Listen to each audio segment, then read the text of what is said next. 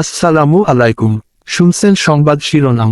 বাঞ্ছারামপুরের শ্রমিক নেতা জামাল মিয়ার উপর হামলার প্রতিবাদে মানববন্ধন। এখন শুনবেন বিস্তারিত। ব্রাহ্মণবাড়িয়ার বাঞ্ছারামপুর উপজেলা শ্রমিক দলের সদস্য সচিব মোহাম্মদ জামাল মিয়ার উপর সন্ত্রাসী হামলার প্রতিবাদ এবং সন্ত্রাসীদের গ্রেফতারের দাবিতে মানববন্ধন ও বিক্ষোভ মিছিল অনুষ্ঠিত হয়েছে। বুধবার বিকেলে বাঞ্ছারামপুর উপজেলা শ্রমিক দলের আয়োজনে উপজেলা পরিষদের সামনে এই মানববন্ধন ও বিক্ষোভ মিছিলে উপজেলা বিএনপি ও সহযোগী সংগঠনের নেতাকর্মীরা উপস্থিত ছিলেন।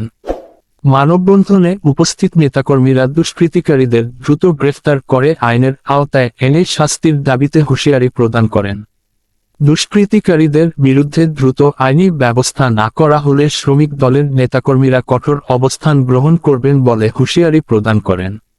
মানববন্ধনে বক্তব্য রাখেন বাঞ্ছারামপুর উপজেলা যুবদলের সদস্য সচিব জিসান সরকার, উপজেলা স্বেচ্ছাসেবক দলের আহ্বায়ক ওমর ফারুক, উপজেলা শ্রমিক দলের আহ্বায়ক মনিরুল ইসলাম, উপজেলা ছাত্রদলের সাবেক যুগ্ম আহ্বায়ক এস এ শাওন, বাঞ্ছারামপুর পৌর ছাত্রদলের সাবেক আহ্বায়ক ইব্রাহিম সরকার, সাবেক সদস্য সচিব মনিরুল হাসান আবদুল্লাহ প্রমুখ।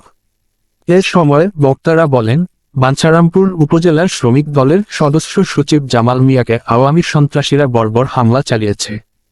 আমরা এর তীব্র নিন্দা ও প্রতিবাদ জানাচ্ছি।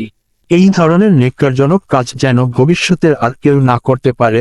অনতিবিলম্বে জড়িতদের আইনের আওতায় এনে দৃষ্টান্তমূলক শাস্তির দাবি করছি।